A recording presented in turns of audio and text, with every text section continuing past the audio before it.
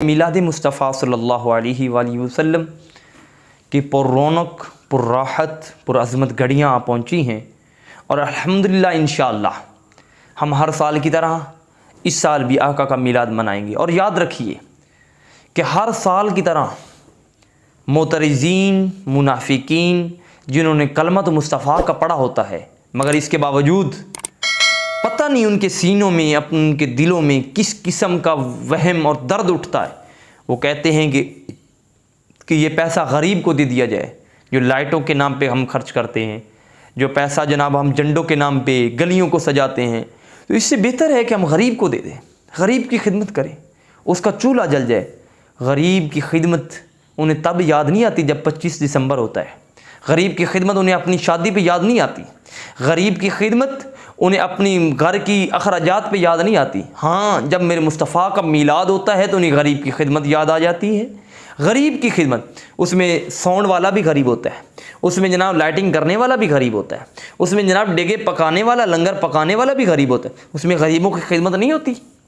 और ये याद रखिए, करीम आका अलैहिस्सलाम का मिलाद करने से गुर्बत ख़त्म होती है। तो मैं तो ये चाहता हूँ कि गरीब भी आएँ, अमीर भी आएँ, जो जिसने कलमा पढ़ा है हर एक को दावत है अपनी महफ़िल मिलाद मुस्तफ़ा में आएँ, आका अलैहिस्सलाम की इन मुबारक महफ़िलों में जमा हों। और इस महफ़िलों की बरकत क्या होती है? इन महफ़िलों की बरकत ये होती है कि रिज़्क़ में तो बरकत होती ही होती है, अल्लाह करीम इस दुनिया में भी इज़्ज़तदार बना देता है। देखिए कितने ऐसे लोग, और करीम आका अलैहिस्सलाम की कचहरी मुबारक का हाल ये है कि जिसने जिस हाले से मांगा, हाँ, इतराज़ करने वाले इतराज़ करते रहेंगे, जी हमें दिखाएं ये कहाँ लिखा है।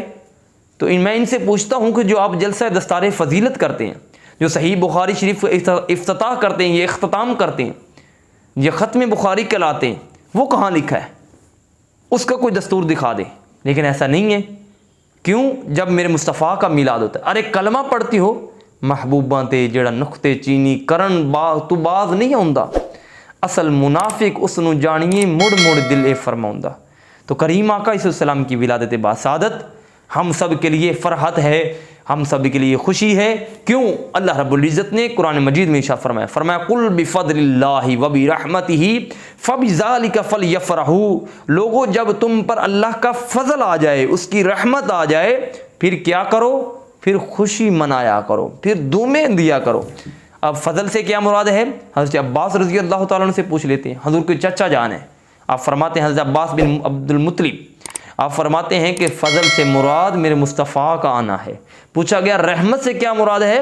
फरमाया रहमत से मुराद भी मेरे मुस्तफ़ा का आना है। हज़ूर फ़ज़ल कैसे है ना?